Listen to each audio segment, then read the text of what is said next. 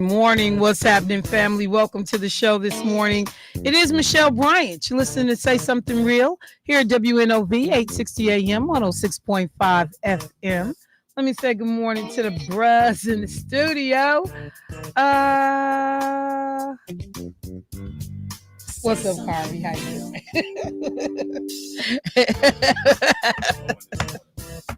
I was not going. I didn't touch the mic. Carvey had to look on his face like, she about to be on that nonsense. Hey, Debo, how are you this morning, sir? Great. How are you this morning? I'm good. I'm good. It's certainly good to see you this morning. Likewise. Did you really mean it? I did. All right. Great. I know you called me this morning concerned that I was going to be late. Well, no, I just wanted to be sure, as I worded it on the call, that those people hadn't gotten you. Well, those people being the Milwaukee Police Department. Yeah, that you always refer to. Like if Jeff. Yeah, let me do this public service announcement.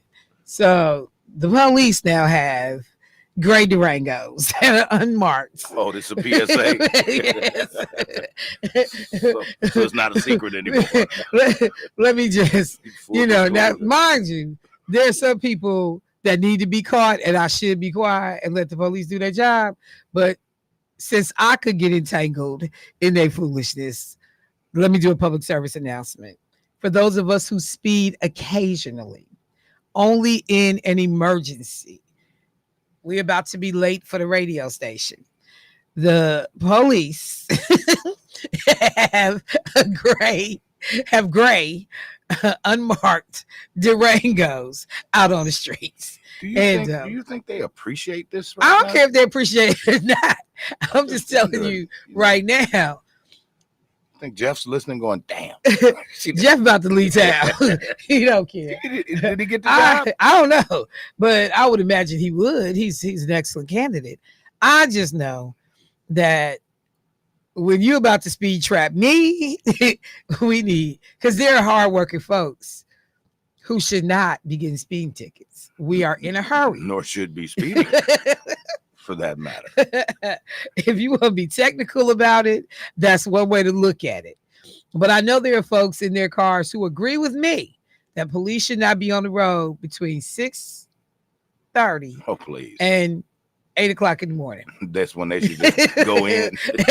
They should go to Dunkin' Donuts. No. They should find something to do. Have to raise taxes that they didn't be out that time. That little hour and a half. Ain't nobody got time to be getting pulled over by the police in the morning. They know you on your way to work. Yeah. All of the scofflaws are not even up at that time of morning. They have just gone in. Yes.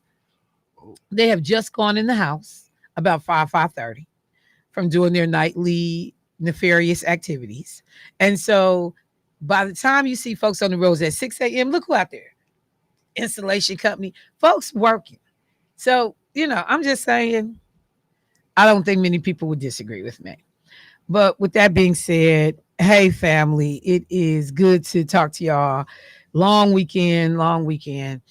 It feels like it's been forever since I was at the radio station. Before I get rolling this morning, let me take a minute or a few minutes to back up. We had the homegoing service for my man, Keon Jackson Malone. And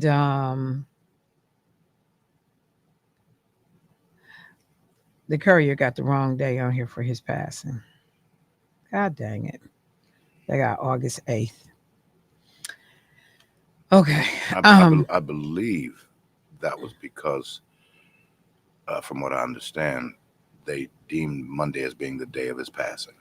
But Monday is the 12th. They got August 8th as the day of his passing. Oh, okay. Yeah. I know there was some confusion. That's incorrect. But let me just say this. First of all, to the listening audience of WNOV, the number of listeners that showed up to Keon's funeral was crazy. I talked to so many people. How many people would you say had to be at that funeral?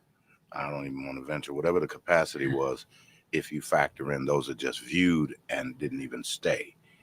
I know it was over 500 people. Yeah. Capacity. Because there were people upstairs in that overflow area. Yeah. Tons of people stayed outside, kind of in that vestibule area. The number was staggering. Like, I sent my brother and Keon were cool. I sent my brother photos from the funeral. And my brother was like, "You sure this wasn't Dr. King funeral?" I'm like, "I know." It was those kind of numbers of people that came, and the number of people that came up to me and said, "I'm a listener, never met you, never met Keon, never met any of the team, but there was no way this day was coming, and I did not, come out to support not only Keon and his family, but the station." And the number of people that offer condolences to our team, nothing short of crazy. It was a ton of that. But State Representative Lakeisha Myers and I were sitting next to each other, and at one point when the obituaries got moved around, and I just want to say, I don't have an obituary. Like, somebody gonna have to reprint me an obituary, because it was so many people, they gone. I don't have an obituary. But there was a point when they were, we got the obituaries, and because I think I had like borrowed Homer Blows to look at it. And at the same time, or either it was one of the speakers, but at some point, somebody said Keon's full name, Keon Lavelle Jackson Malone. And me and Lakeisha looked at each other like, Lavelle? Oh, he got away. He got away. He got away. He got away. He got away. We would have ran this dude to death if we had known his name was Lavelle. How bad is Leroy? What y'all call my middle name, which is not. But I've been given. Oh my God. Like, literally simultaneously, we looked at each other and went, Lavelle? We would have killed him. We would have killed him. We would have killed him. And my first cousin, what'd you say? Carvey said his middle name is Jarvell. Jarvell at least sounds, No, it don't. No, it yes, don't. it do. No, it don't. It's a little more modern. He got. Jarvell. Why you say it like that? Why you say it like that? What was your mama thinking about? Who you named after? Is that? Well, I don't disclose mine. You chose to disclose yours. Yeah, what's your Jarvell, middle I name? didn't- Why you talking? Actually, Good way to throw that, Carvey. Good way. Well, Carvey's well, like, it's not as bad as Jarvell. Well, what is it? Lester. It's not Lester. Carvey said Lester. Well, you What do know is it's an L. Now, you ain't that many. We got another Lavelle up in the No, ain't no Lavelle and ain't no Jarvell either. Yeah, he said he had to scratch his head and take his hat off. No, my name is a very popular name. What is it? Every male boy in my family after me That makes it has popular. my middle name. That makes it popular. In honor of me. Because My middle name is Lee. Darren Lee. That's right. Okay, well, that ain't bad. I know. Well, don't get excited now. I mean, we can make it bad. Jarvell. We can make. Boy, I'm gonna remember that. Why you get all animated? Hey, Jarvell. Hey, Jarvell, can we get this done right? Boy, you gonna hate you told us that name. Why you keep doing all of this? No, when you acting out, we're gonna use Jarvell. His mom would say the whole thing. So what's your whole name now? Jacarvey Jarvell. It's a lot of syllables. Jacarvey Jarvell. That's a tongue twister. Can't nobody say all of that. A lot of syllables right there. Can't nobody say all of that. That's too much. I could only imagine a court proceeding trying to say your well, name. we gotta do court. They gonna butcher We're it. not doing court. How come you can say graduation proceedings? Oh, they know his name. He there for years. You gotta be court. But one of them where they just don't know your like name. Black people. No, why you gotta be a court proceeding? Okay, it's some kind of How any come kind it could of be his thing. wedding, graduation proceeding, Michelle. baptism? You gotta Baptism. Yes. Have you been baptized? He ain't even been baptized. Oh my God. Jarvell ain't been baptized. That should have been the first thing they did.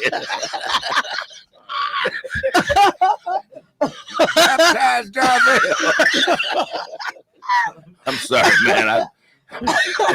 It's Monday, you know. So what you say? Somebody named Jarvell. Yeah, he gonna need some covering. Right away. Were you at least Christian? We say he gonna need some covering right away. Anybody else got that name? Your name? Your mama just leave him alone, Debo. I just asked your mama make that up. She came up. I can't stand you. And for the Jarvells that's in the car, ain't no more. on their way to school this morning. You know some more Jarvells? Hell no. Well, for the future Jarvells, ain't no future ones either. You ain't even name your baby Jarvell. Kari Mama gonna dust the brakes off you. Oh yeah, I forgot. That's my friend. I'm sorry, Mama. I'm sorry. Kari Mama look like she'll look scrappy. We just be having. You might want to fun. get up off her baby. Yeah, I'm sorry about that. Kari like, yeah. You might want to get up off her. Might have missed that. Get up off her baby. But I'm just saying, in that same vein, when I tell you, I was like, what is your middle name, Michelle? It's Michelle. Yes, it is. Yeah, it is. That's right. It's Michelle. Yeah, I know. I know the other name too. Whatever. Do you know it, Kari? No, I don't. Sharon, thank you. Good looking out, fam. But yeah, no, my first name is Samantha. What? It's Samantha. That's like when we first found out what Eric Vaughn's last name was. Everybody was like, I already knew that. We never knew. I just, Vaughn. I'm like, Borderly. Yeah. Eric Borderly, like, is that like some old white man? Borderly. He was so bad because literally when I would see him, so do you I would do it a remember couple Mike of times. Anderson from Channel 12? Yeah. Remember his real name? No, he didn't. Mike Anderson wasn't his real name. No. What's his real name? Rochelle. Oh, I did hear that a long time ago. Rochelle Anderson. Yeah. Thus, where Mike came from. Yeah, for real. Rochelle. Well, all I know is I was hot. Ernie G's name wasn't Ernie G. Well, what was his name? Mitchell. His last name is Mitchell. Ernie Mitchell. Mm-hmm. Well, I mean, what was G, his middle name or something? Glenn. So that makes sense. I mean, that's I'm just saying people know you as. Yeah. But and like literally only call him Ernie J. Right. Like Eric Vaughn will always be Eric Vaughn. You know how people be surprised when they show up at your funeral and it's a whole different name on there. You heard what I said. We both looked at each other as like, Lavelle. And literally we got mad because we was like, missed that opportunity. Yeah, in that moment, like he got the last laugh. Right. He got us. Like we thought, we had ended it all fairly even because Keisha called him Keon. He tried to get at you about your name, and you didn't have that ammunition to come back with. I mean, because because my name is no big deal. I mean, it's like different. I mean, yes and no. If you're well read and so you're saying it's if you're well read and articulate, it's not different. Well, I mean, you're saying it's a generational thing. It's not generational. Somebody said I know a man whose first name is Carol. Yeah, I met this family, Ike Lee Turner. They talk about you. Ike Lee Turner. Ike Lee Turner. That is probably Lakeisha Myers. It actually is not Lakeisha. Wow. It is not Lakeisha. Oh, they said Ike Lee Turner. Woo, I missed that terrible. One. That's terrible. Yes, y'all. I have my cell phone. Feel free to text me all foolisity today. I will take it. But yeah, I did. I felt robbed. I felt cheated. And let me just say this. When I say, an incredible homegoing celebration, first of all, the folks over at Pitt's, great job from everything that I could see. But somebody says, oh, thank you. I appreciate that. But great job on setting everything up. It looked really beautiful. The banners that they had, I thought that was exceptional. The microphone, floral arrangement, crazy. The flowers themselves fit for a king. They were absolutely stunning. Yeah, I mean, it was, and you knew, and let me just say this too, because you knew when you left the house, when you heard the funeral was going to be on Friday, that this was going to be a 3-hour funeral. You knew it. Yeah. It was no way. I don't know how anybody thought anything different. You knew that this was going to be a 3-hour funeral. But Michelle, it could have easily been longer if they had not shaved off some of the foolishness. Well, I mean, if they hadn't stopped foolishness, I mean, but stop people from speaking. Want to get up there and speak when they have designated ones on the program, and then you get mad and all of that. I mean, if they had let everybody that wanted to speak. Oh yeah, you can't do it. We would still be. Yeah, you can't. I mean, it was one of those things that you had to think about time wise. So they tried to do a good cross section of people, and yeah, people's feelings are going to be hurt because they don't get an opportunity to say something. Did you see my man though that ran up the aisle? Oh, the one who did the radio voicing. Yeah. He wasn't even on the program. Yeah, he wasn't on the program, but he was good though. He snuck in. When the man that was on the program went to talk, she said, "Now who is you?" He said, "I'm the one that's on the program." we all thought it was the other dude. So dude just snuck up in there, said what he had to say, and ran up. But I love what he did though. He did. He talked about being able to hear Keon on a different frequency now. On the God frequency. You had to be tapped in, though. I just thought what he did was really clever. But I just want to say, that people stayed for the most part, for the majority of that, for that entire funeral. Sheriff Danita Ball sat behind me through that whole service. Yeah. And I just have to, just like tip my hat, because you are an elected official. It is a work day. And her, I love her detail. My brother, that's her detail. And, she sat there. Right. Now, there was a little bit of a dust up. I thought we was going to need her gun. You must be talking about the same dust up I'm talking about. I'm talking about that chick in the front who was going in on Michelle. Oh. Yeah, I don't know if you saw that one. Yeah, about the seating. What she was going to see with her auntie. Yeah, that was a moment. But I mean, it wouldn't be a funeral if you didn't have those. Right. You have to have those. Now, at my mama's funeral, there was none of that because there was only like probably 40 people there because of COVID. But they all know like it would be some clowning up in here. Do not play at my mama's funeral. Right. But it was a small funeral because of COVID. And that was the one thing I honestly thought about is for my mother's funeral and for my godbrother's funeral, how I almost felt like she was cheated because you didn't get the homecoming service that I know she would have had because of the number of friends and family that my mom had, and but because of COVID restrictions, we had to do something very, very small. And then I think about the people who got no funeral at all during the period of COVID. We actually had mass graves in New York. Like literally, people were saying goodbye on tablets in hospital rooms. They could not, or on the phone. And the nurses were the ones, and the medical providers were the ones that was sitting there holding people's hands. Yeah. So, the opportunity to be able to say your final goodbyes, to send your loved one off. Michelle, that was hard. My uncle was the first one in my family to pass from COVID, and he had a stroke Sunday night going into Monday. I called him, and he didn't answer his phone. So now this is where Alexa and all of the fine technology, I was able to call him on Alexa, and he was able to answer, and I could hear that something wasn't right. His speech was slurred and so forth. So I called one of his friends and got him to go over there. And when he got there, he spoke to me on Alexa and said, "Hey man, it don't look good. We need to get some help, and we need to get it now." So I hear the ambulance and the fire department and the whole nine, and he cussing. I could make out what he was saying because he was a cussing.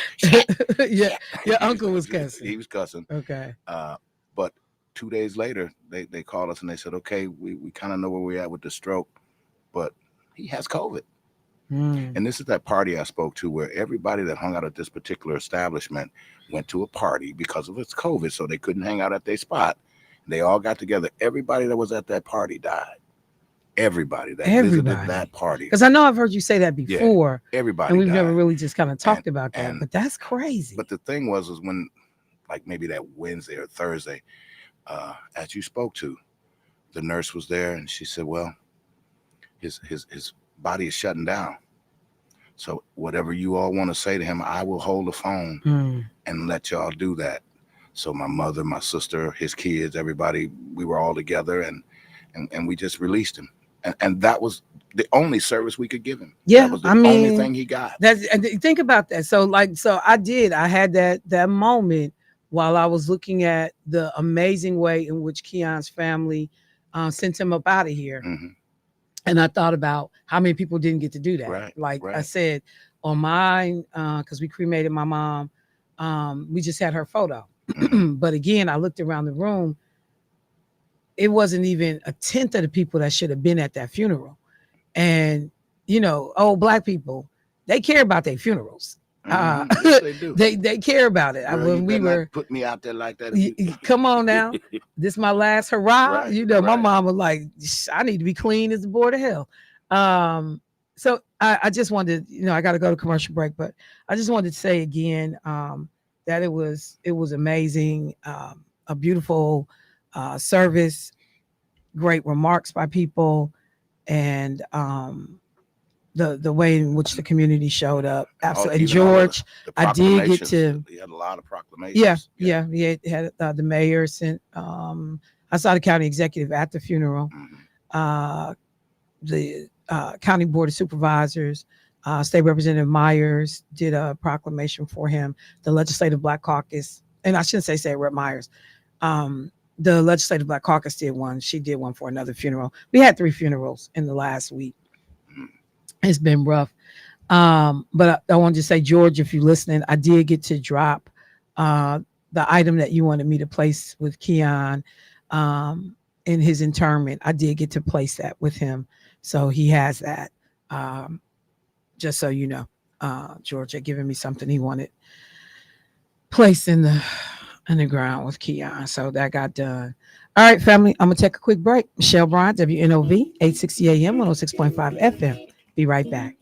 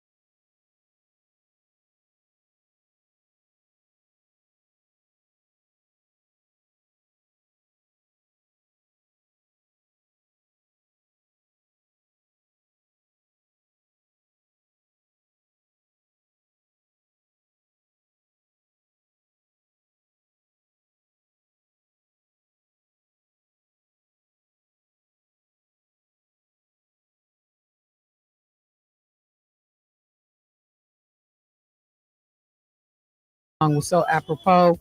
One final note in terms of Keon's homegoing service, to see all those black men standing up, flanking both sides of his casket. It was just nothing short of the coolest thing ever to me. Bros looked so amazing in their suits and they red accessories. From Quabana to G. I don't even want to start naming everybody. Dashay, uh, Ray Mendoza. I mean, Bruh just looked amazing. Muhib Dyer. Muhib, and that's why I said I didn't want to start because I'm gonna forget. But I made sure I took pictures of these bruhs because, when you think about like how you leave here, the fact that many of the cats that was his men, his fam, his boys, that was standing there to see this brother out the door. That was so amazing to me. And I swear, when I was looking at him standing there, I was humming this song in my mind. I wanted because D'Angelo wrote that song. Did he? Yeah, D'Angelo wrote "You Will Know," and Black Men United. That's always been one of my favorite. Anytime brothers convene and brothers show up in numbers and in strength, I'm always enamored. I love black men. I love what they represent. I love their swag. I love their camaraderie they love for each other. And that's what it looked like when you looked at the front of that church and while Keon is resting, all his boys is flanking him. It was just the best ever. So I just had to play that this morning. That was on my mind. All right, so let me move into a couple of other things. Let me say real quickly while I'm speaking about homegoing celebrations. Today, some of you may be moving around in the city, in the state, and you will notice that there are flags flying at half staff. Okay. And folks will be like, well, wait, what's today? August 26th. So what's special about August 26th, or what happened? Why are flags flying at half staff today? Well, Governor Evers, in memory of a World War II veteran whose remains were recently identified, ordered that the flags be flown at half staff. So this is happening in memory of U.S. Army Air Force's Sergeant Jack Hollefeld, who died more than 80 years ago, but whose remains were only recently identified and returned to Wisconsin. You think about that. Like, a lot of this man's immediate family may be gone by now. He was raised in La Crosse and Trempealeau counties. In La Crosse and Trempealeau counties, yep. And he served in the Army. He is enlisted in 1938, served in the Philippines in December 1941. Hollefeld and his squadron members were overtaken by Japanese forces and became prisoners of war. He remained a captive in a war camp until his death on December 26, 1942. After which he was buried in a communal grave with other service members and later moved to a cemetery in Manila. He has been awarded a long list of accolades for his service, including a Bronze Star and a Purple Heart. And his family, which they said worked tirelessly for decades to find his remains and bring him home for a burial, that has happened. So in May of this year, they were able to positively identify his remains, and he will be buried in La Crosse today. And the flags will be lowered across the state. The idea that there are people that have gone to serve this country that are still missing, still have not been brought home, is amazing to me. And then you think about a Donald Trump who says, because think about, this guy was captured by enemy forces and stayed in captivity until he died a year later. And you think about Donald Trump, who said, I don't really like people that get captured, because, he was taking a shot at John McCain. I don't really like folks that get captured. Like, this dude wants to be, again, should have never been in the first place, the commander in chief. But you say that about people serving in the military. Yeah, I don't really G for. I don't really have a whole lot of respect for. I don't really ride with people, that were previously captured in war. But as Tammy Duckworth said at the DNC, you 5-time draft dodging, fake bone spur having. Like, seriously? Like, you just gotta wonder, like, how did things get turned so upside down? And how are so many people allowing it to take place? Because as we know, Barack Obama, Kamala Harris, Hillary Clinton, none of these people could have said, yeah, I don't really ride with people that have been captured. I really don't have a whole lot of respect for, people who have been captured. That meant you were a failure. Like, none of them could have said that. And it said, well, that's why I said so many of these people are fake patriots. They wrap themselves in the flag, but it's BS. You don't really mean that. You don't really mean that, because if you did, there's no way this dude could lead the nation. When you're saying you don't have respect for certain members of the military because of a capture or a disability incurred in war, like, come on, y'all. But it also gives me an opportunity to talk about something that I learned literally on my way to work this morning. And I thought it was such an interesting story that I wanted to share it with y'all. But I literally just learned that. I had read the Journal Sentinel before I left this morning, looking to see what was going on around us, and saw that whole piece about the flags flying half staff.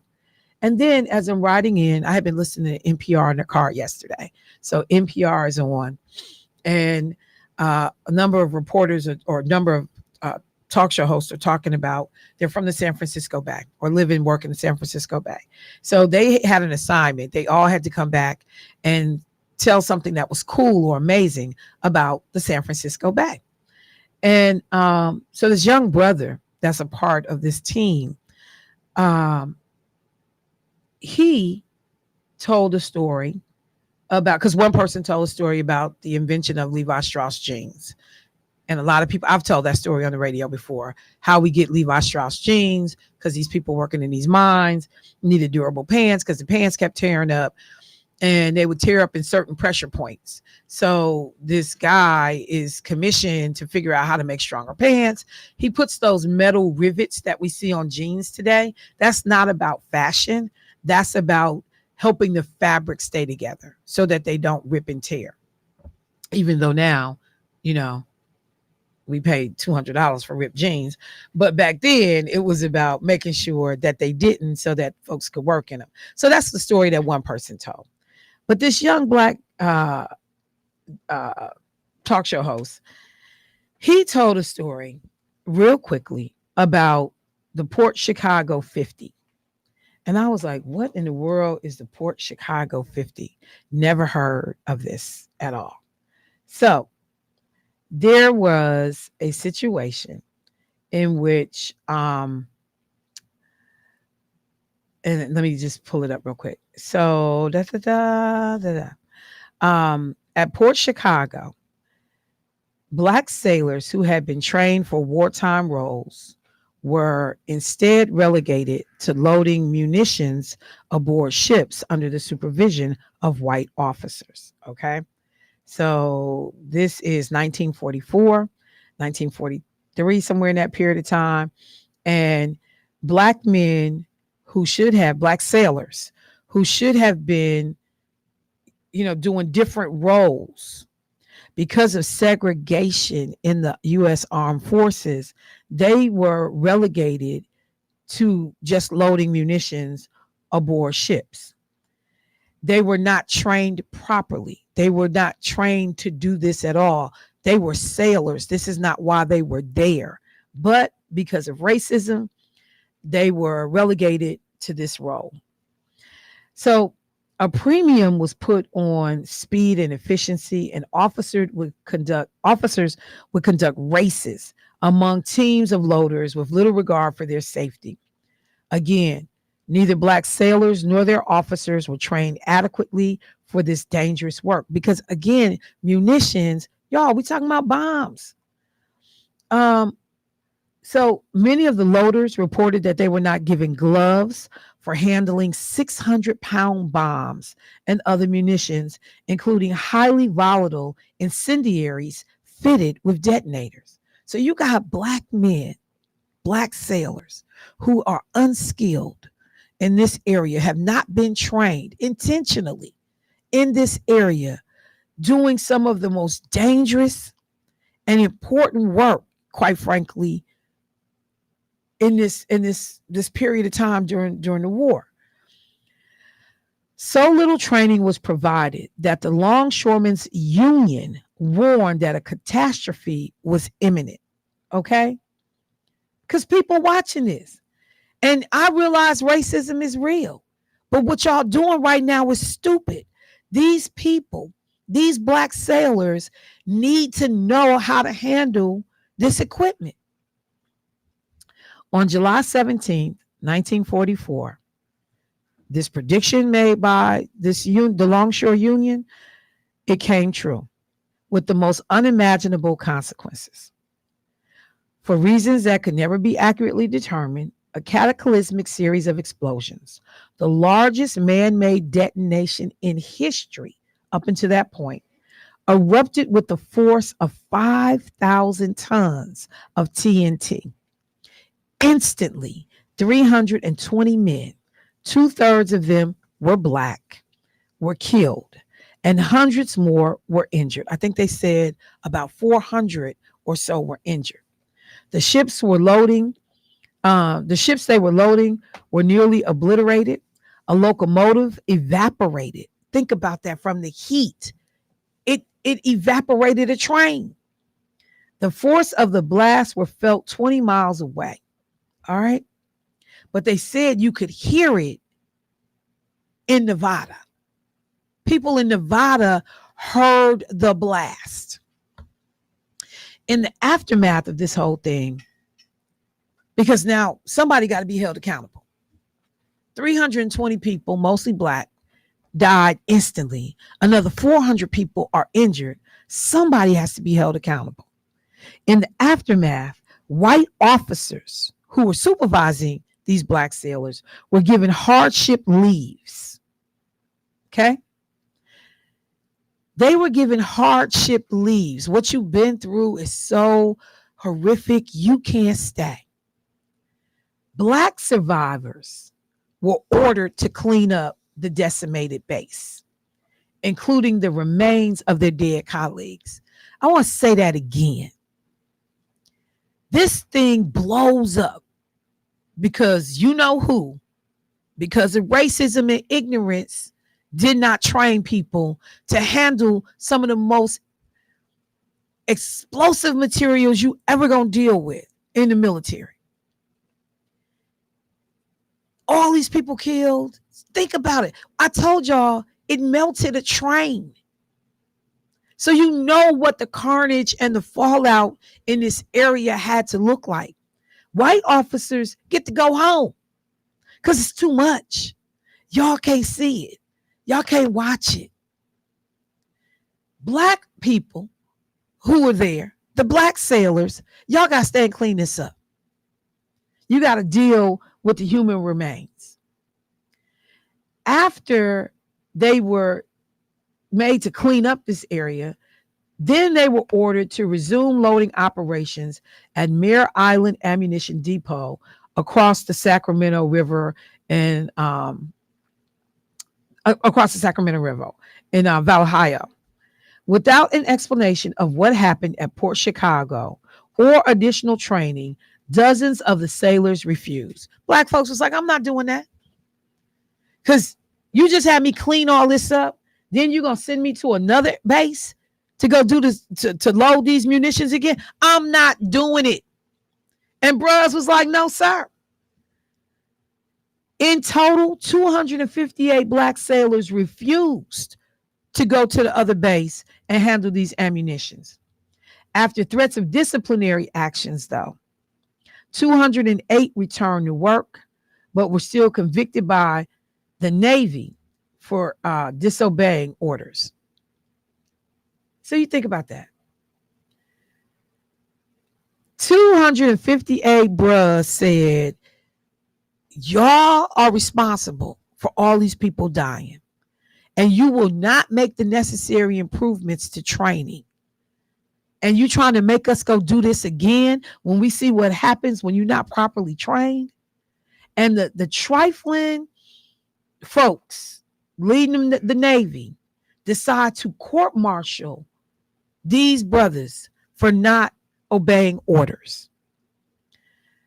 Those defendants were sentenced to bad conduct discharges and forfeited 3 months of pay.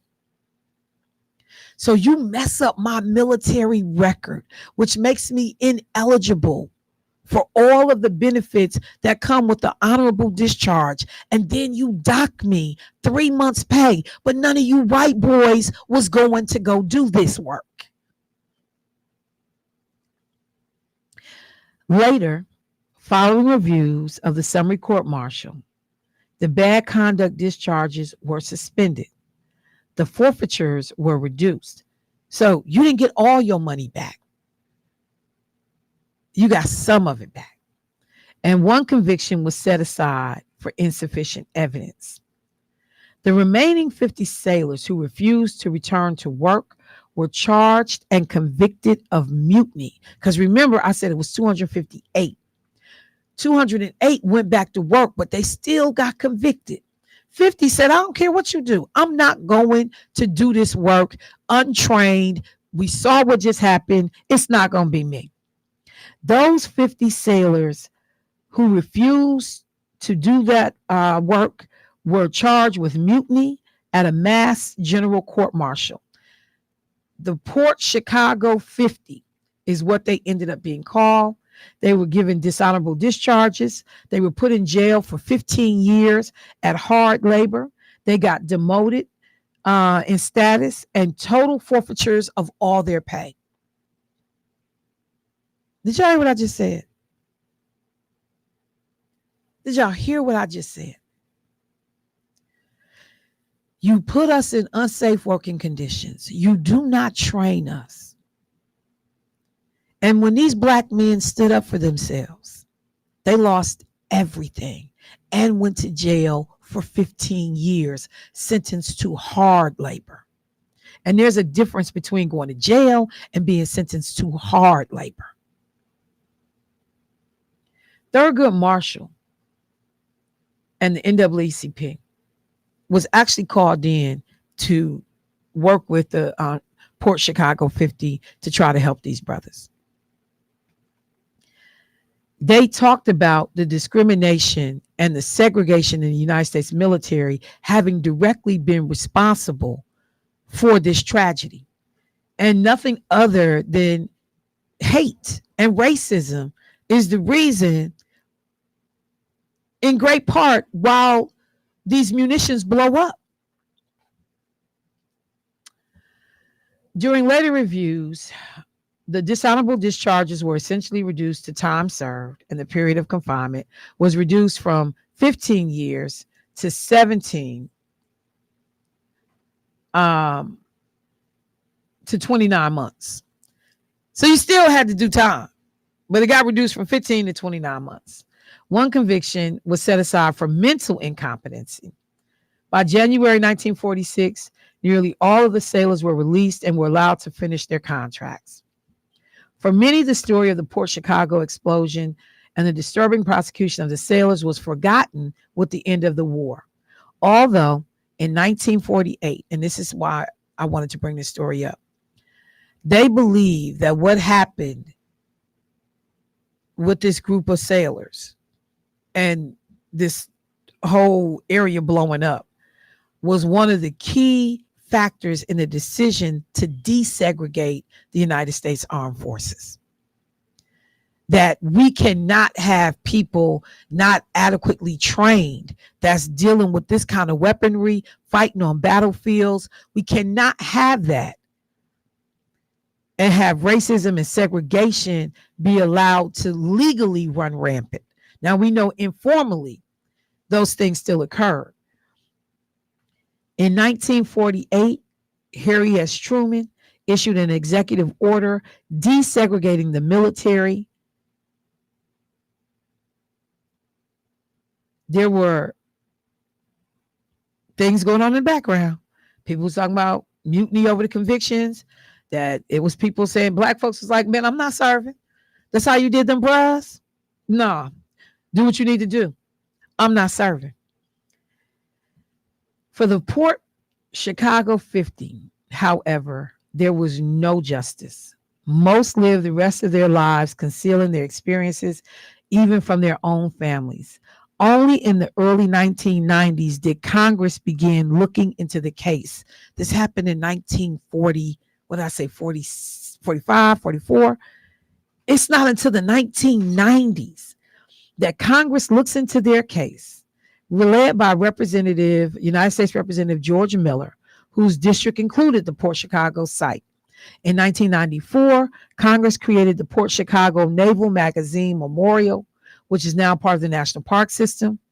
Also in the 90s, the Secretary of Defense agreed that racism was a chronic problem at the facility. In 1999, President Bill Clinton granted a pardon to Freddie Meeks, one of the few sailors still alive at the time. I'm trying to figure out why only one of those sailors was granted a pardon. But anyway, a decade and a half later, then Secretary of the Navy Ray Mabus endorsed additional executive action in favor of the 49 remaining sailors in light of the well-documented challenges associated with uniformed service by African Americans during that era. I just couldn't figure out, like, why Bill Clinton only pardoned one instead of all of them. That was crazy to me. The Port Chicago 50 and the hundreds who stood with them may not be with us today, but their story lives on, a testament to the enduring power of courage and the unwavering pursuit of justice, said Secretary Del Toro. They stand as a beacon of hope, forever reminding us that even in the face of overwhelming odds, the fight for what's right can prevail. The General Counsel of the Navy reviewed the case and related materials and concluded that there were significant legal errors during the court-martial. The defendants were tried together despite conflicting interests and denied a meaningful right to counsel. The court-martial also occurred before the Navy's Court of Inquiry report on the explosion was even finalized, which included recommendations to improve ammunition loading practices and could have informed their defense. So that's why I wanted to bring that story up. Because as we're talking about 80 years later, we're still bringing home the bodies of men who served this country during World War I, World War II. That's y'all. When folks want to talk about,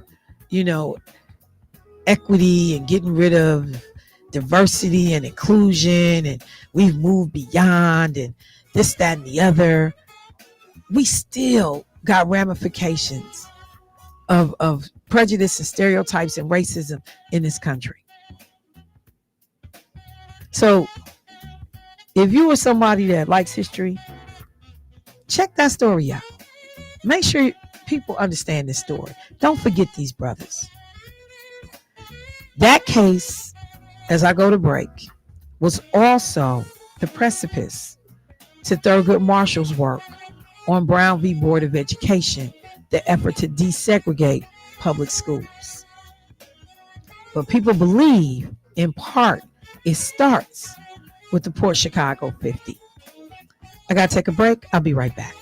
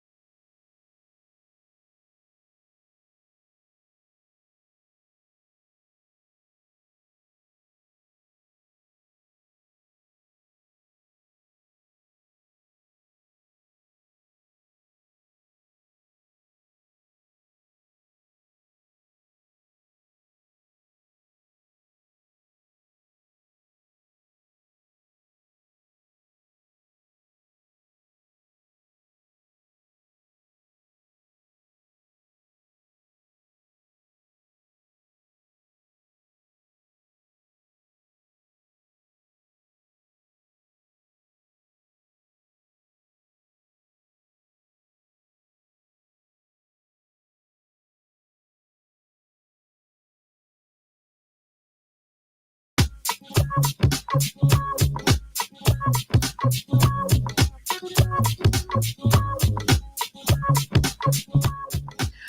right, folks, welcome back. Michelle Bryant, Say Something Real here at WNOV 860 AM, 106.5 FM. Let me take a second.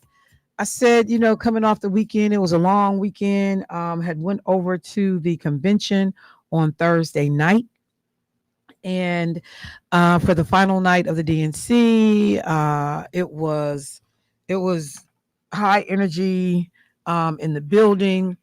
We had press credentials and were able to go from the floor of the convention to the top of the convention. Our access was cool. We weren't able to get on the bottom floor or I should say on the floor, like, by the stage area, because the fire marshal had said there were so many people that were on the floor that no one else could get down there. So we were like backed up with a ton of press that was from all over the world that literally, couldn't get to the floor because, again, so many people on the floor of the convention that the fire marshal was like, at this point, it's unsafe. We ended up going to different areas of the convention, talk to people. We ran into Ted Perry from I think what is Ted with Fox, and talking to him, hanging out with him for a little bit. We saw a number of people from Wisconsin and, other people we knew from around the country. We ended up hanging out, taking pictures. We went to a suite. One of our friends here in Milwaukee was able to get us connected, and we had access to a suite that was really amazing, and got to, like, when it was finally time for her speech, that's where we were, in the suite. Got to see the balloon drop and, hear all the remarks. So being at the convention in itself, it was really, really cool. People were excited. I heard a number of people that, had talked about they were on the fence, that they were unenthused, but they were now ready to get to work to help Kamala Harris get elected. The piece that was done with Kerry Washington and Kamala Harris's two little nieces about how to pronounce her name goes down in history as one of the cutest moments ever of any convention. And so overall, the mood was good. But there was something that I noticed, and I'm not alone in noticing that. When we exited the United Center, which is where the convention was held, there were a number of protesters outside. And you had different factions. You had Palestinian protesters, you had abortion, pro-life people protesting, faith organizations protesting. Like it was probably 3, maybe 4 competing groups for attention in terms of protests. But one of the things that stood out for me, and I listened as I was walking by to one of the Palestinian protesters, and they were saying how they thought it was extremely unfair that as a part of the DNC lineup, that a Palestinian American was not allowed to speak. That all of these different groups from different constituencies, people that cared about women's reproductive health, people that cared about the economy, people that cared about public safety and crime, people that, cared about Israel, were able to speak. And that they could not decide on allowing, and ultimately did decide, I should say, on not having a Palestinian American to speak. And so a number of congressional Democrats, uncommitted delegates, there were some. I know in Wisconsin, I think we had 1 delegate that abstained from our delegate count, and I don't know if they were uncommitted or if they just abstained, what was the rationale behind them not voting with the other delegates. But there were other states that had actual uncommitted delegates. And these folks, along with pro-Palestinian activists, they did criticize candidate Harris and the convention organizers for not allowing a Palestinian American speaker to be at the event. And I guess what I couldn't figure out is, because like there was, I guess, particular speakers that had been, moved forward. Their names have been moved forward.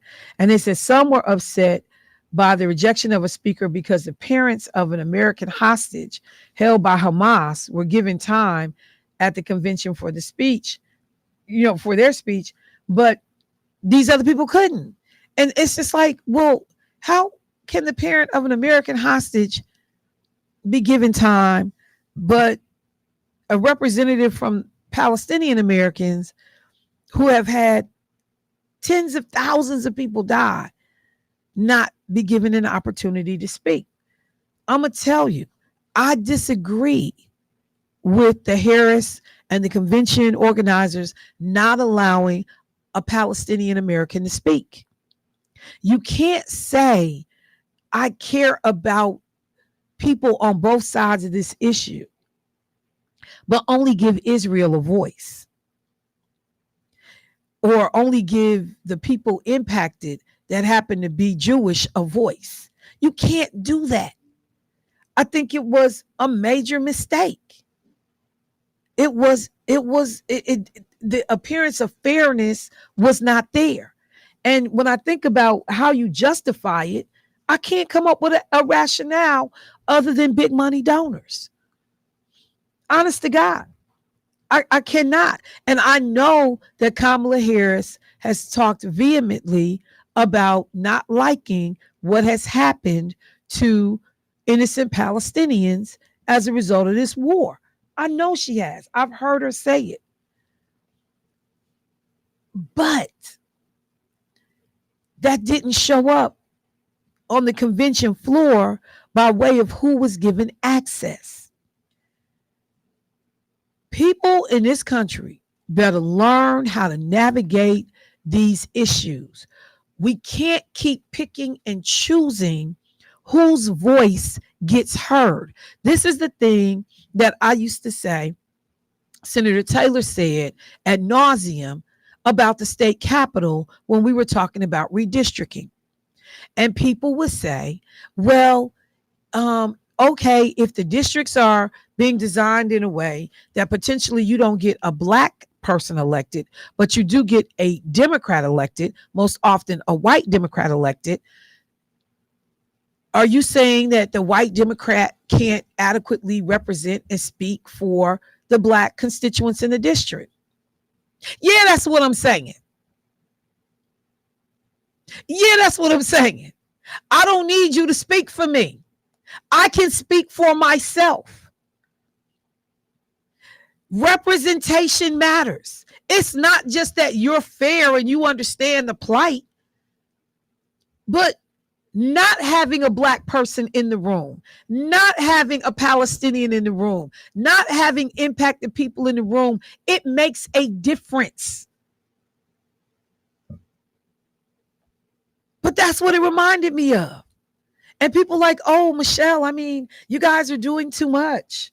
A Democrat is a Democrat is a Democrat. No. A white Democrat and a black Democrat don't always have the same concerns, issues, or perspective and lens on an issue.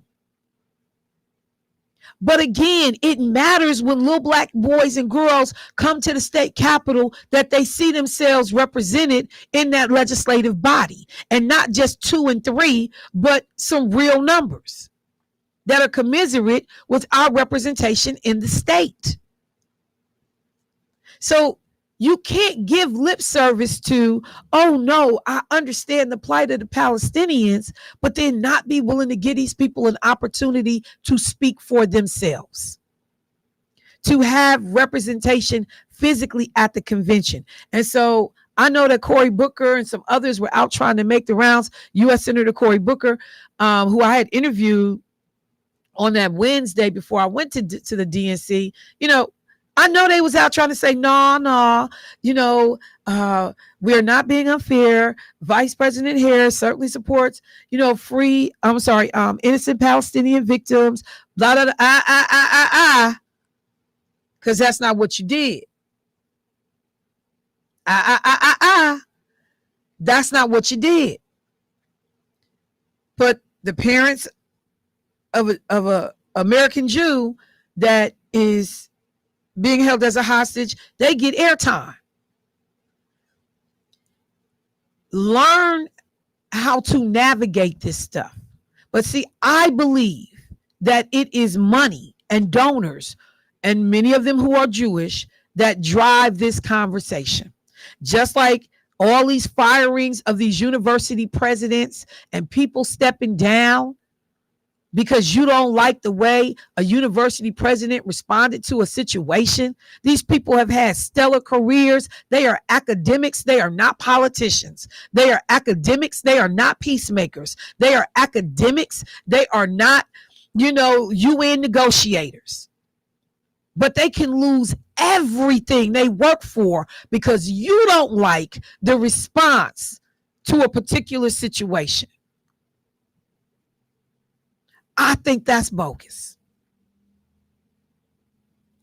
Because they weren't intentionally being racist. They weren't intentionally trying to harm anybody. These people are trying to figure out how to make sure on one of the places where freedom of speech is supposed to be allowed, even if that speech is ugly and even if that speech is crazy, how to navigate these spaces.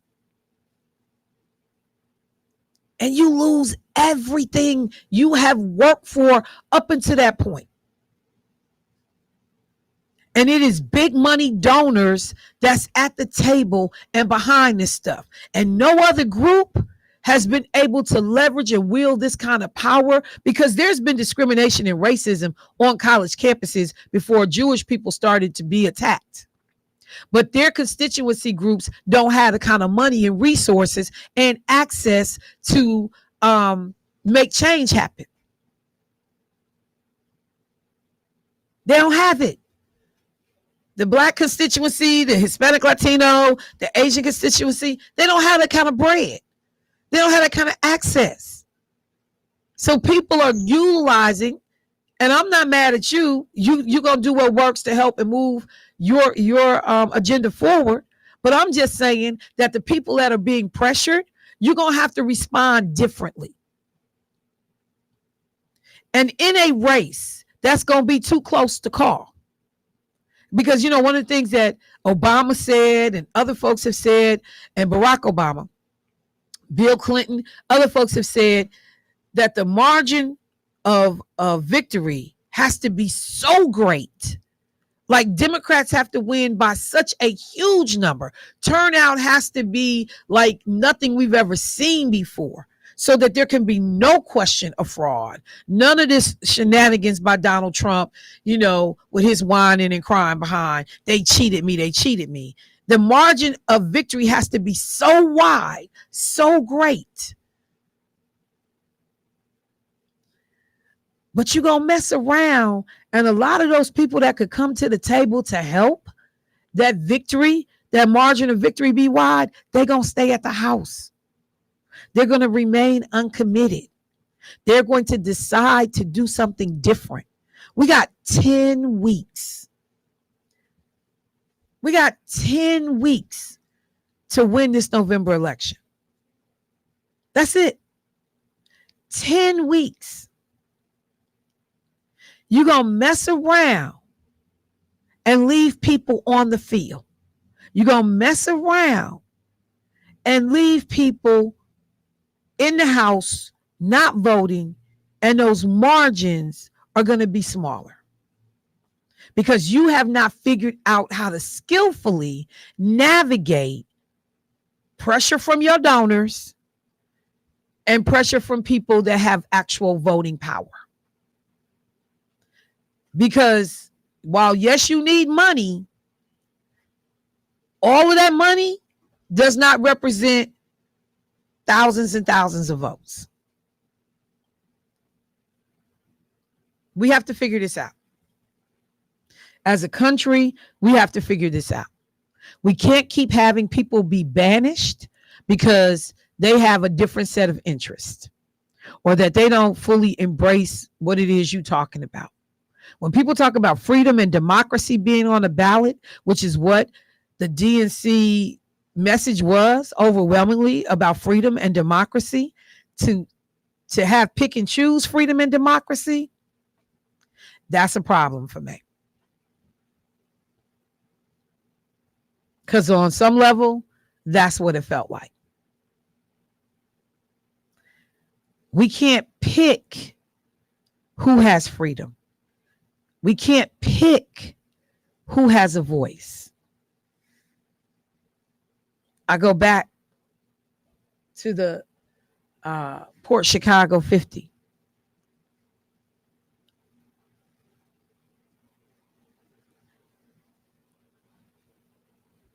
I didn't cause this explosion, but I got to clean it up. And when I refuse to endanger my life a second time, I get put in jail while other folks get to go home because the tragedy was too great. Y'all, we got to figure out how to navigate these differences and how to talk about them and how to allow everybody's voice to be heard. And I'm going to tell the DNC out loud, if you don't, you're going to mess around and you're going to be at the house.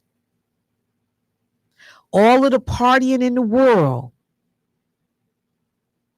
does not necessarily move people to the polls. We know that we have a high percentage of apathetic voters. We are fortunate that people are enthused with the selection of Kamala Harris as the Democrats' presidential nominee. So it's going to get some people off the couch who otherwise might have stayed. But you can't take any of this for granted. You can't count chickens before they hatch. You can't be Hillary Clinton and like, we got this. You cannot do that. And that means strategically thinking through all of this stuff. Just like I said about DPW, the Democratic Party of Wisconsin, and who was standing around that mic on the roll call, who got to speak. And Wisconsin not even having the ability to think quickly on their feet, because you at the end of the roll call. You have looked around on the big screen from state to state to state to state. The diversity standing around that mic. The different people being afforded the opportunity to engage. And what did DPW do? They stayed stuck on one speaker, predominantly white looking, space around the mic. Like I said, if you looked hard, you can see David Crowley off to the side with somebody else black, like 2 rows up. But the idea that you're not thinking about the aesthetics, that representation matters. We're going to have to do all of that.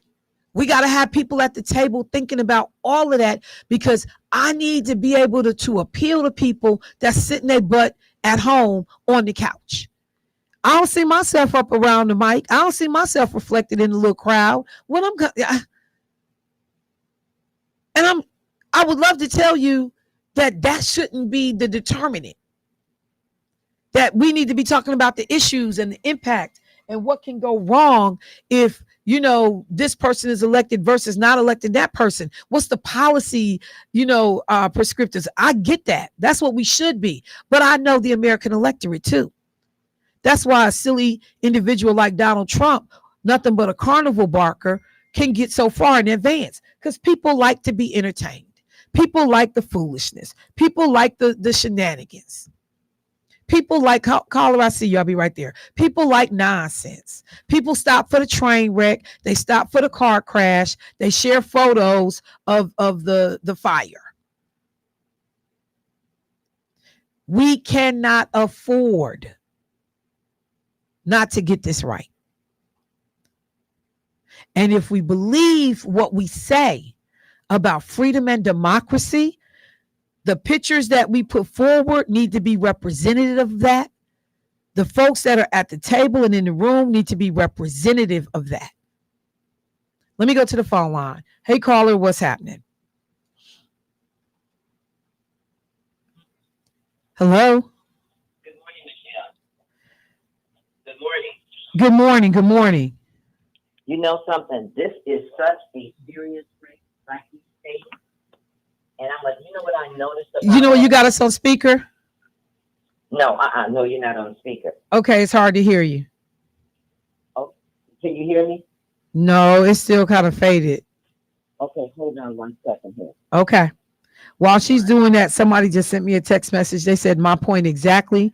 Nothing is shaking in Racine. They are leaving votes in the House. It is literally a ghost town down here. Yes, ma'am. Go ahead.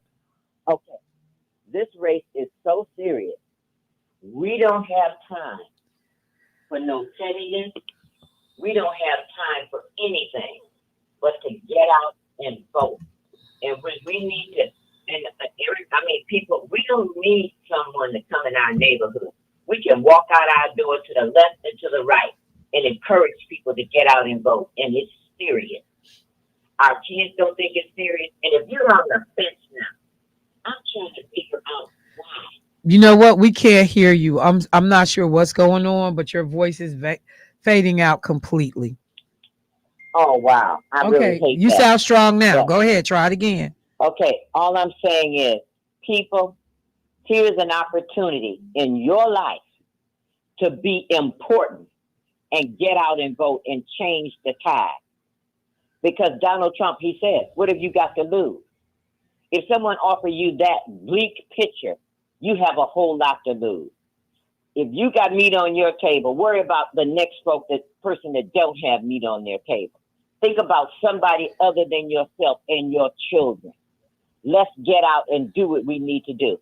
Old as I am, I ain't that old, but I'm getting up there. Mm-hmm. I'm going to be out there doing something because I want to make a difference. And we should all have that attitude. Keep doing what you're doing. And I don't understand the Smileys of the world and Cornell and all these people at this critical junction to go be so critical to pull votes away.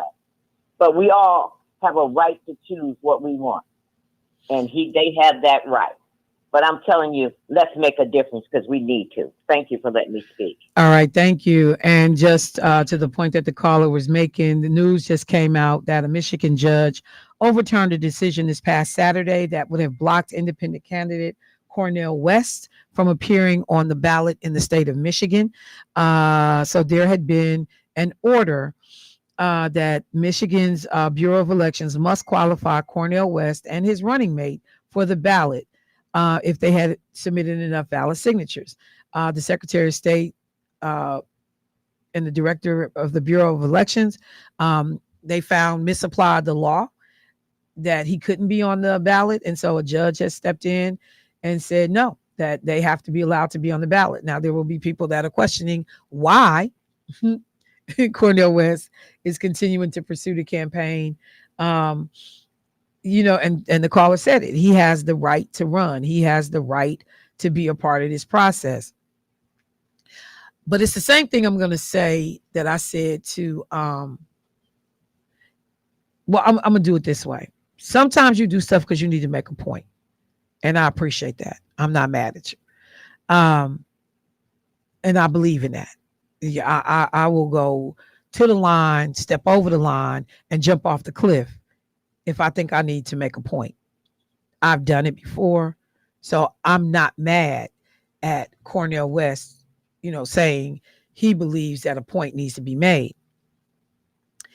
At this juncture, I'm trying to figure out what that point is.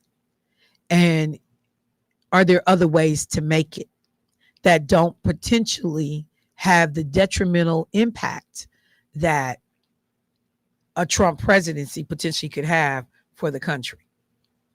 That's what I'm trying to figure out. Like, if you tell me, I've talked to the Harris team and these are the concerns I've raised, they weren't willing to hear me on those concerns. They weren't, because Cornel West knows he has no chance in popcorn of winning not one state. Not one. He has no chance. Zero. Nathan, none. Nada. you're going to get protest votes, but you have none. So the thing and the question becomes, what is it that you want? Can you potentially negotiate some of that to show up in the Harris Walls platform and then bring your supporters along? I don't know. I don't know the answers to any of these questions. I know they need to be asked, though. Because as RFK has figured out, there is no light, there's nowhere to go. What are you going to do? And he starts trying to, talk to people, barter, beg, borrow, steal. What can I do? We got to figure it out. But and the other thing I think that's irritating to me about Cornel is that, dude, you just ain't been no player for real.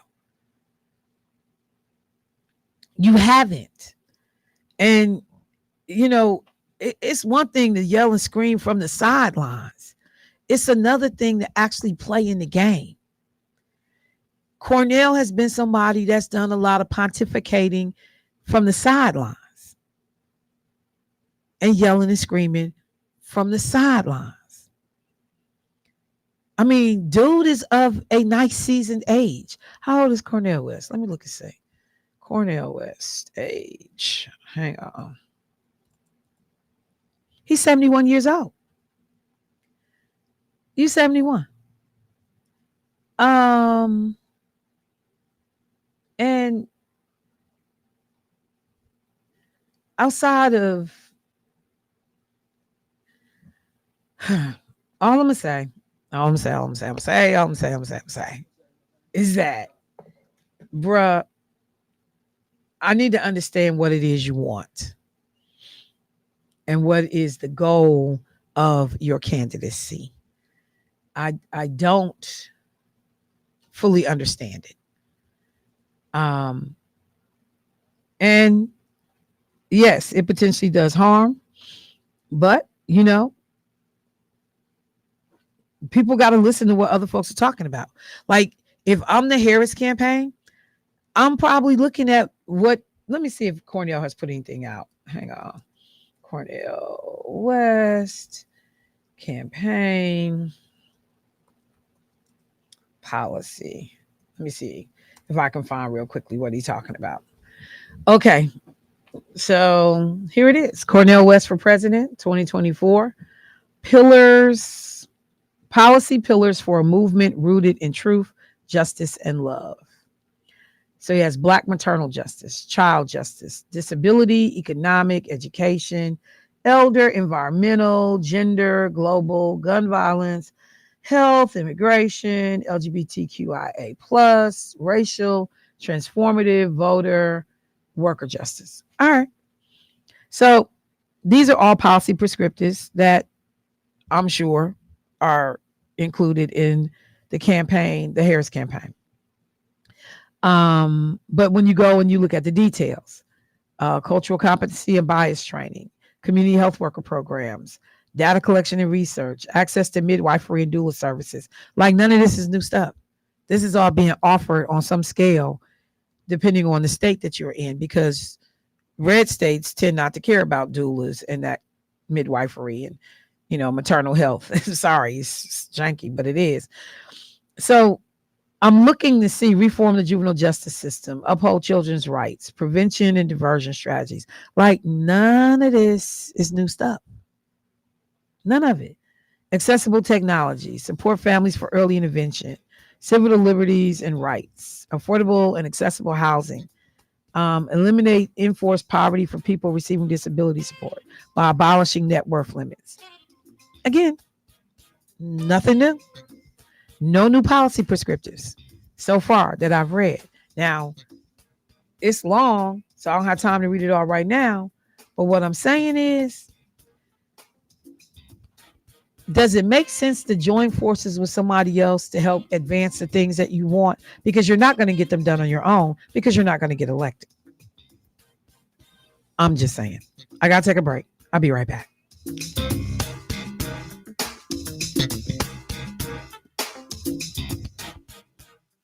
Standing up for everyday Americans is at the very foundation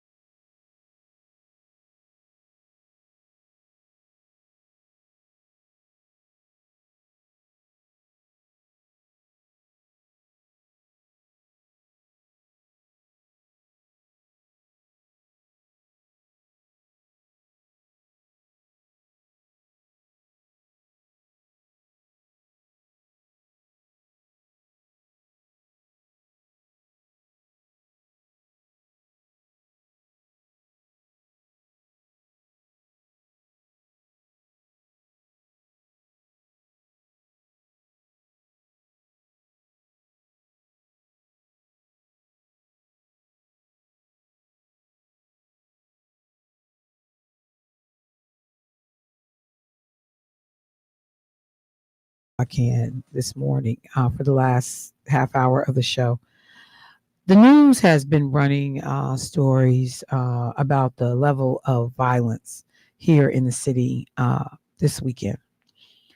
There have been a number of shootings. I think 6 the last time I looked up at the screen. One story talked about, Milwaukee shootings on Sunday. 1 person dead, 5 wounded in separate incidents. This is all on Sunday. Sunday when folks I went to church, chilling. Sunday they are relaxing, barbecuing. Weather was nice. It bordered on like outrageously warm. But yet there were 5 different incidents. 1, 41st and North Avenue. Officials said just after 7 a.m. a shooting happened on 41st and North. A 24-year-old victim arrived at a hospital for treatment for a non-fatal injury. 17th and Atkinson. Around 2 p.m., officers were called over to that area for a shooting. 44-year-old was shot and wounded, taken to the hospital, non-fatal injuries. Over off of North Williams and Finlayson Street. Just the idea of everything that Dr. Finlayson stands for, has stood for. And then you got ignorance attached to his name, like how Dr. King.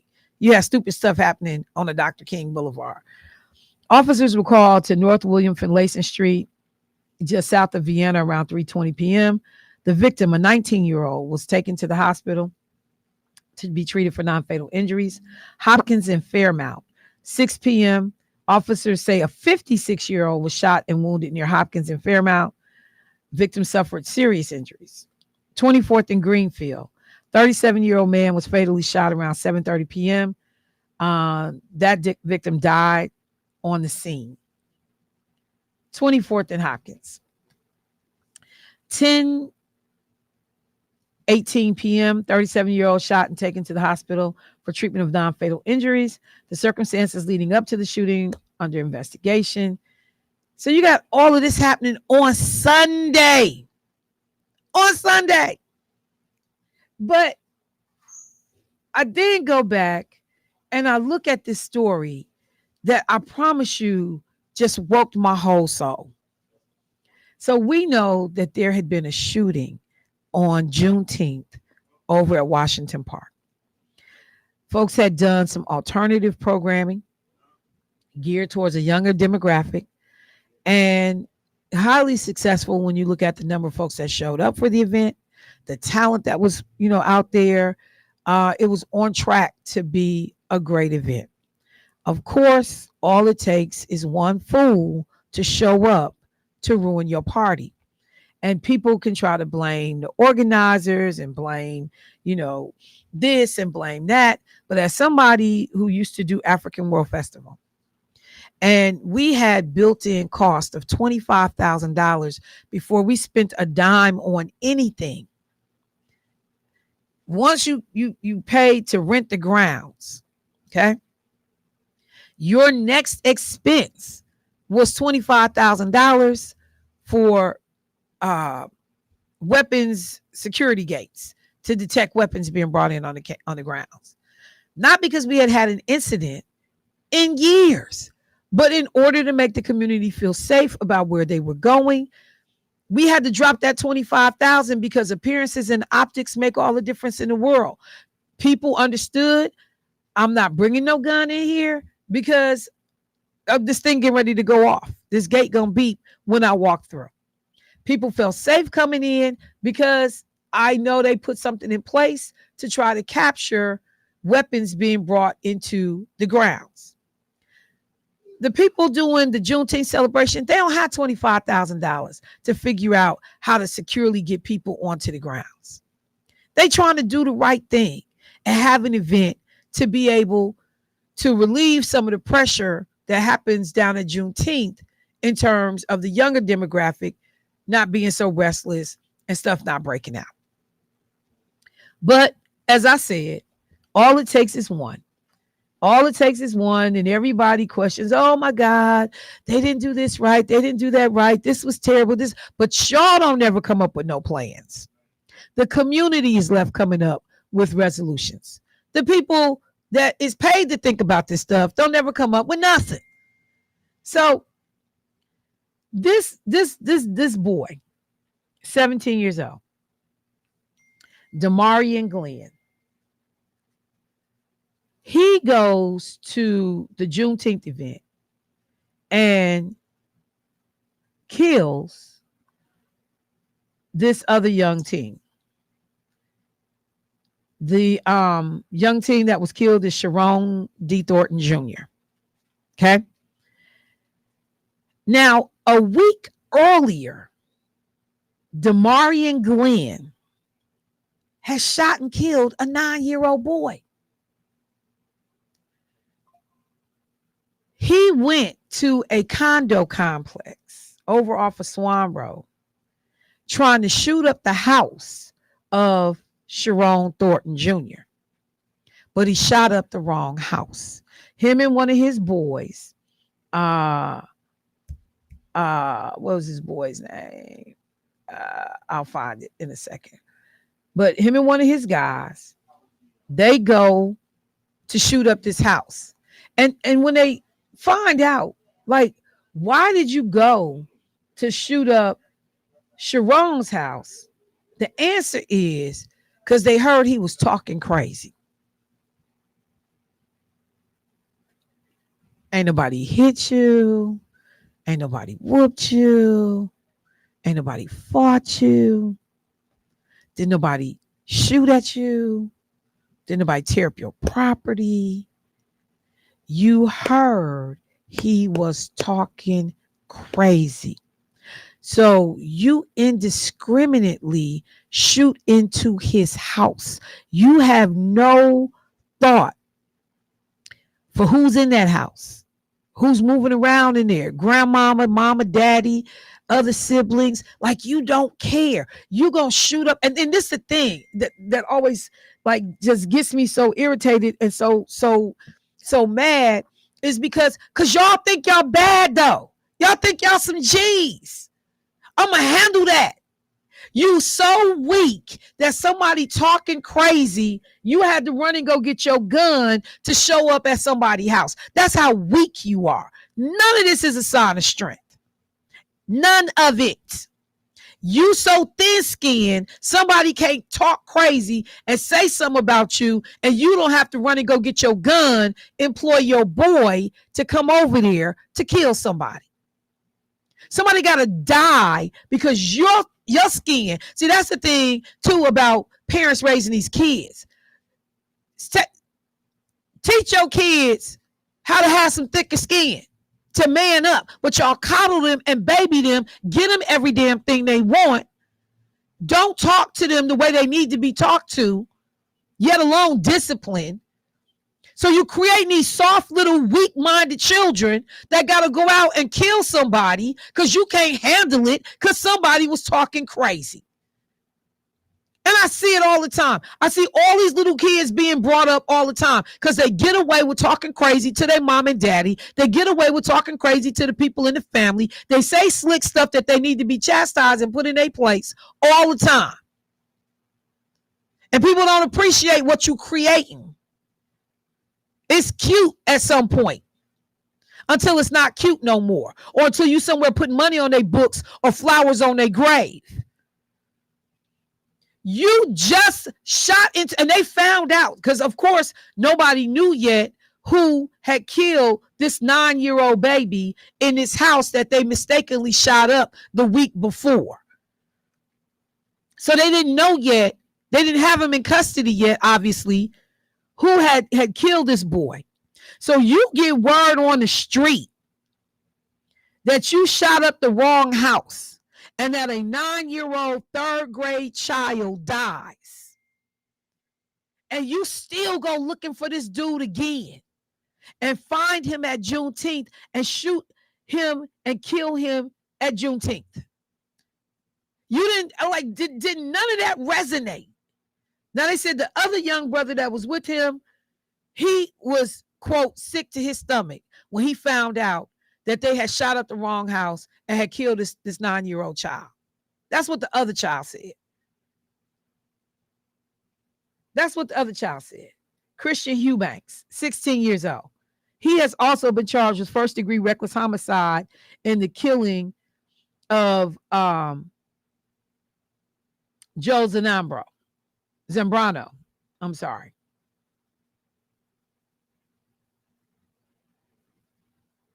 So he didn't have anything to do with the second shooting. But he is now getting ready to go to jail for killing this 9-year-old child. You shot up the wrong house, and that didn't stop you. You killed an innocent baby. That didn't stop you. You kept on until a week later, you kill this second child.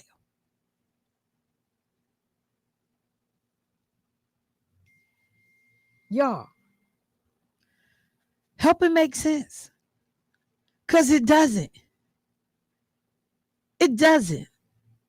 There are communities where people gonna go to bed and wake up and everything is how they left it for the most part.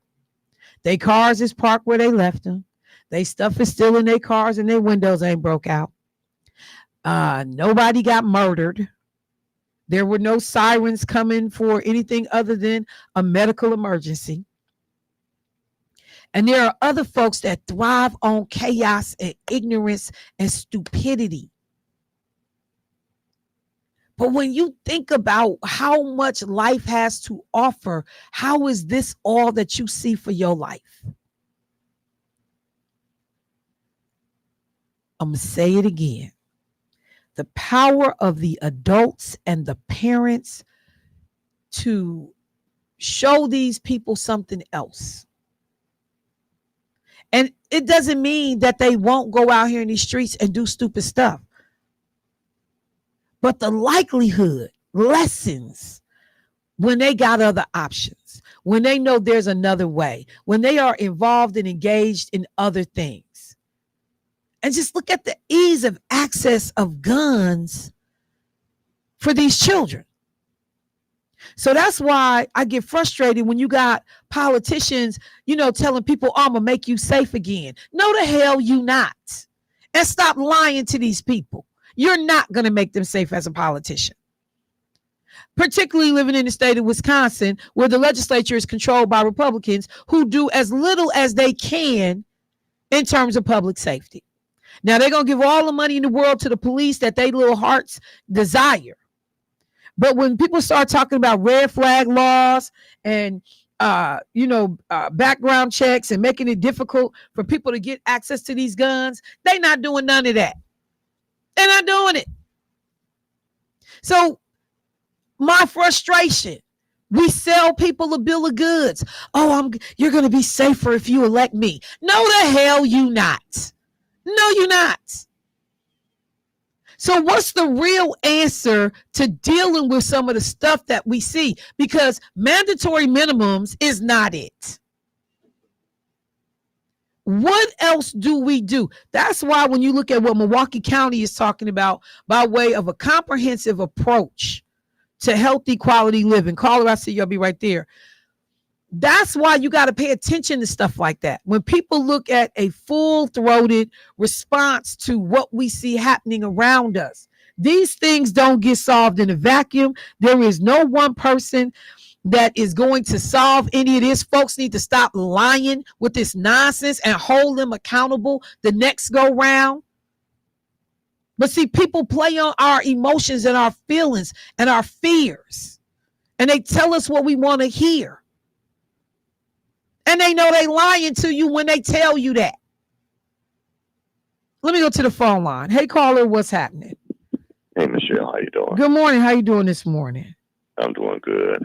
Hey, Michelle, I wanted to ask you, but you had left Keith's show the other day. Police union or association. Uh-huh. When a newscaster asked them, why would they support number 45? And he's a 34-time convicted felon. And the thing that he calls that the state capitol that day. He just stood up there and looked stupid. Now, I can't remember the reason why he said he supported him, but I wanted to ask you a question. Do they vote on that and then the majority wins, that they decide who's going to do that? I'm not sure. Generally, like, you'll have the executive leadership of unions who will, kind of present the slate, or this is what we're doing. Membership in a lot of these unions do get to vote on who they want to support, and then the union moves forward. So I'm not sure how MPA does that. In terms of because I know it's plenty of officers that don't support Trump. That's in the Milwaukee Police Association. But overall, how they move as a unit, I'm not sure how the voting works amongst their officers. Because Michelle, when we all saw with our eyes what happened that day, and it was, and here's the thing it was a lot of soldiers, or retired soldiers, and some police officers that was involved in that. Yeah. Oh yeah. I mean, just like we know it's police officers that's in the KKK and Proud Boys and hate groups. We know this. You want to back this guy? How does me say it? They went because he represents a lot of them. They own the same stupid. They own it. A lot of come on, George. You don't get behind something you don't agree with. They agree with this dude. They agree with the racism. They agree with the hate. They agree, because otherwise I don't put my name on this. And they can couch it under, he's going to make sure more resources come to the department. But they didn't even, did MPA say anything about the violence in January? And this is Milwaukee Police Association. Did they say anything about the violence on January 6th? They did not. The police officers that got harmed, others ended up committing suicide, taking their own lives. MPA didn't have nothing to say. Like, one of the things that them officers said and their families said that came through the January 6th attack is they couldn't believe the deafening silence of police organizations around the country. That's because the organizations supported that foolishness. But they're supposed to be back in the blue, and to me, that's not supporting back in the blue when he's turning you on your own people. So you're absolutely correct, Michelle. This is just so asinine. And they only black the blue when the blue is wearing white. They don't black the blue when the blue is a black officer. Did you read that Breonna Taylor's boyfriend, that one of the judge reversed the thing on him and said that he was the reason for her death when he shot at the police officers? Not that they lied on the affidavit or the warrant or any of that stuff. It was because he shot the police officer. And so he was the cause of her death. Did you read that? So I saw it. I didn't have time to read it. I'm pulling it up right now. Thank you for flagging it because I didn't have it on my notes for this morning. But I'll look at that. But I'm just not surprised. Like, it makes a difference who we elect to be judges. It makes a difference. And thank you for the call, George. It makes a difference. Nice to meet you too, Michelle. Oh, okay. Yes, I was thrilled to have finally connected. It's so crazy all these years. You just feel like you know people and realize you never met them before. So I appreciate that. Thank you. And I did get to put that in the grave with Keon. Yes, sir. Let me take a break. I'm gonna pull this Breonna Taylor story up real quick. But I'm just saying, y'all. Like, and then people get mad when black folks don't ride with the police, because way too often we see you. We understand who some of these officers are. And just like that one individual who goes and shoots at the Juneteenth celebration makes it bad for everybody, the 3, 4, 15,000 bad police officers make it bad for the entire force. But y'all don't say nothing. Y'all don't call them out. Y'all don't say they was out of order. We never see the statement from y'all saying these people were wrong. I gotta take a break. I'll be right back.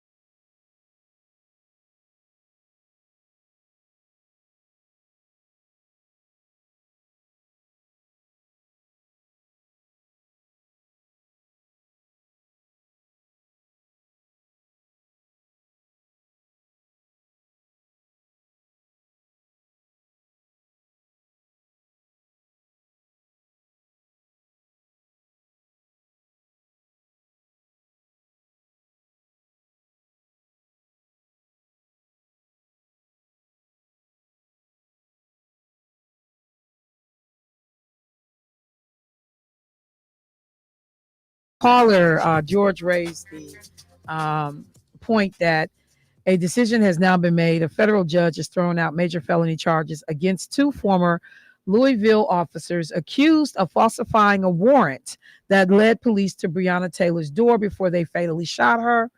The U.S. District Judge Charles Simpson's ruling declared that the actions of Taylor's boyfriend, who fired a shot at police the night of the raid, were the legal cause of her death, not a bad warrant. Federal charges against former Louisville Police Detective Joshua James and former Sergeant Kyle Meany were announced by U.S. Attorney General Merrick Garland in 2022. Garland accused James and Meany, who were not present at the raid, of knowing that they had falsified part of the warrant and put Taylor in a dangerous situation by sending armed officers to her apartment. But Simpson wrote in the Tuesday ruling that there is no direct link between the warrantless entry and Taylor's death. Simpson's ruling effectively reduced the civil rights violation charges against James and Meany, which carried a maximum sentence of life in prison, to misdemeanors. The judge declined to dismiss a conspiracy charge against James and another charge against Meany, who was accused of making false statements to investigators. So you lie to provide a warrant to go into a home. Like, you set up the lie. You set all of it in motion. And the judge says, yeah, that don't have nothing to do with her dying. And these people are not expecting somebody to be trying to get into their house.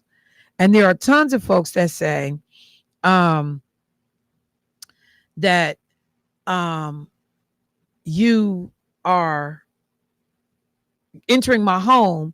I didn't hear you say police. I think somebody breaking in. I get my gun to protect my family. But again, Black folks can't never claim self-defense when it comes to certain people. We don't, us having gun rights means nothing. Like, we conceal carry, castle doctrine, stand your ground. None of that applies to Black people. Even when you're in your own house. I wonder where that comes from. I don't know. You think? Nothing short of crazy. You think? Let's see. Where might that come from? I'm just wondering. So, all right. Slavery? So, hello, Mr. Paris. So, all right, family, I'm going to get out the way. But y'all, we got to do different with these children that we raising. What we showing them, what we letting them get away with, what we accepting from behavior-wise from them, because it has consequences. There are 2 other students or children dead because of this. And then 2 other lives are ruined. So 4 people, 2 died and 4 going to jail for the rest of their life. It's a wrap for everybody. We got to do something different. All right, family, I'm done. Debo, Javel, appreciate you. Talk to y'all later. Peace. Better solution. Just let